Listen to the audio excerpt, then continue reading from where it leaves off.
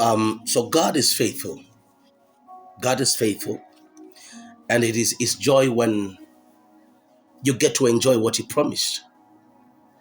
I want to speak about a man by the name Solomon.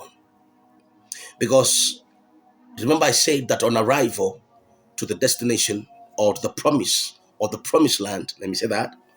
I hope you understand what I'm saying. Many get distracted because they lack discernment. Now, under this teaching on power of divine clarity, when you lack the power of divine clarity is when you lack discernment, is when you become disobedient. I want to speak about this man by the name Solomon. If Solomon could have remained faithful, if Solomon could have remained faithful to, and obedient to God and His laws, and to what, God taught him, his generation could have enjoyed every promise that God made to them. But because of disobedience, Solomon walked in, I'll be showing you, he walked in disobedience. God had to take away what had been given to them, the leadership. When his son took over, as God had threatened, or as God had spoken to Solomon, he said, I will take away the kingdom from you and give it to your servant. Now, God took it away because of disobedience. They began to worship other gods, thus disobeying God.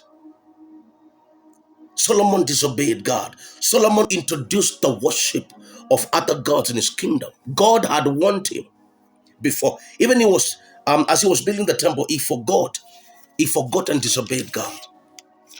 Now, in the book of 1 Kings chapter 11 and verse 1, Bible says, but King Solomon loved many strange women. Yeah. Solomon loved many, not even one or two. Many strange women together with the daughter of Pharaoh. Women of the Moabites, Ammonites, Edomites, Zidonians, and Hittites. Wow. Solomon, watch this verse 2. Of the nations concerning which the Lord said unto the children of Israel, ye shall not go into them, neither shall they come in unto you, for surely they will turn away your heart after their gods. Solomon clave unto this in love. God had warned them, don't go marry them. Don't go to them, don't allow them into your space. They will turn your hearts from me or from God. They will turn your hearts to their gods. God didn't say when they come, you will turn their hearts to your God. It's like today trying to convince and saying, man of God is not born again, but I'm sure I'm going to convince him to go to church. It doesn't work that way. It's not bad, pastor, man of God, papa. He drinks a little. He would turn your heart away from God. She would take your heart from God. Verse 3 says, and he had 700 wives.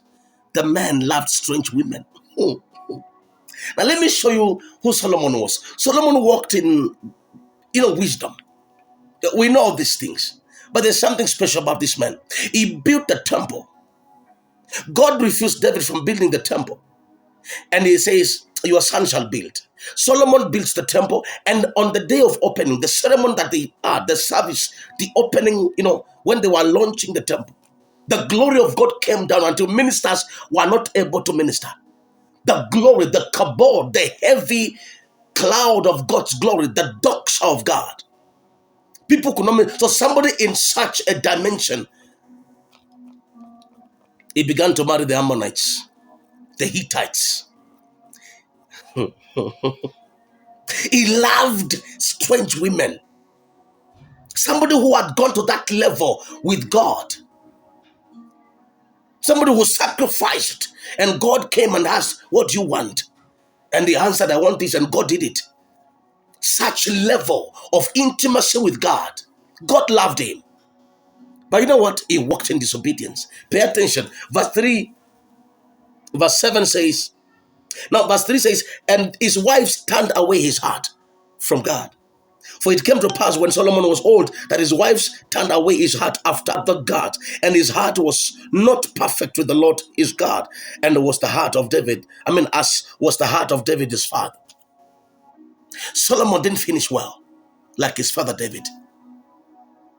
The heart of David was a heart after God's own heart. But Solomon, he turned from God and began to worship. If you look at verse 7, verse 5, Solomon went after Ashtoreth, the goddess of the Zidonians, and after Milcom, the abomination. Somebody might be asking, where is this today?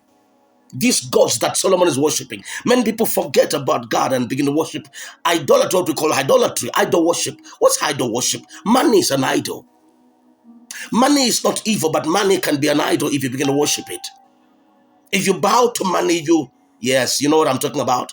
Women can be, you can idolize women. You can idolize members of the church. You can idolize the miracles, the signs, the supernatural, yes.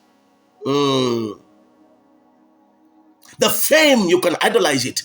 It becomes an idol, it becomes a god to you and begin to worship it. So many ministers have walked in disobedience. Have you not seen the story about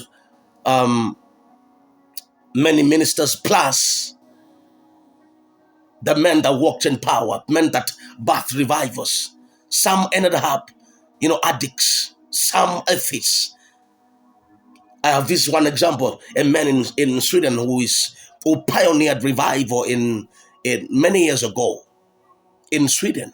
Right now he's a Catholic, and I'm not saying that Catholic is bad, but you understand, coming from that dimension of walking in great power and the glory of God and becoming religious again. Others in America, they became atheists, pioneering the moves of God, and then you become an atheist. Others died addicts of alcohol and drug substance. Solomon did not walk in the perfectness of God. His heart was turned away because of these strange women that he had married. He began to raise altars. If you look at verse 7, he built high places for Chemoth, the abomination of Moab, in the hill that is. Look at that. Molech, abomination of Ammon. He did all this. Now pay attention. Solomon introduced the worship of other gods. You thought it's impossible.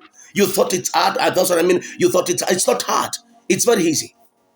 If you walk in disobedience, if you forget, if this power of divine clarity is not upon you, you will do worse than Solomon. Solomon will be better.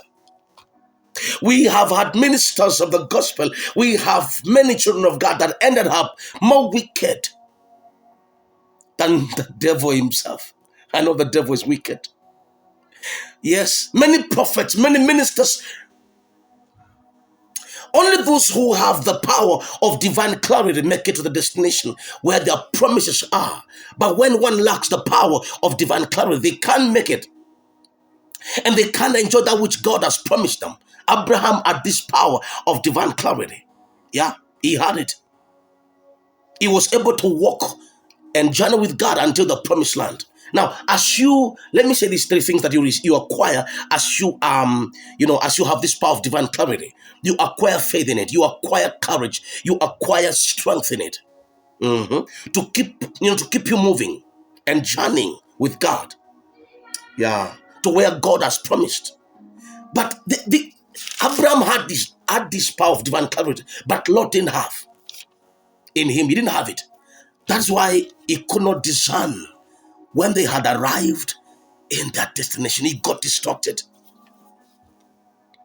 I pray for you in the name of Jesus Christ that this power of divine clarity will be your portion. This is what Solomon lacked. He didn't get to enjoy everything because the leadership was given to his lineage. God gave it to his servant. Bible says in verse 10 and verse 11, wherefore the Lord said unto Solomon, for as much as this is done of thee, and thou hast not kept my covenant and my statutes, which I have commanded thee, I will surely rend the kingdom from thee and will give it to thy servant. Solomon is one that made the kingdom of Israel be divided into two kingdoms, Judah and Israel.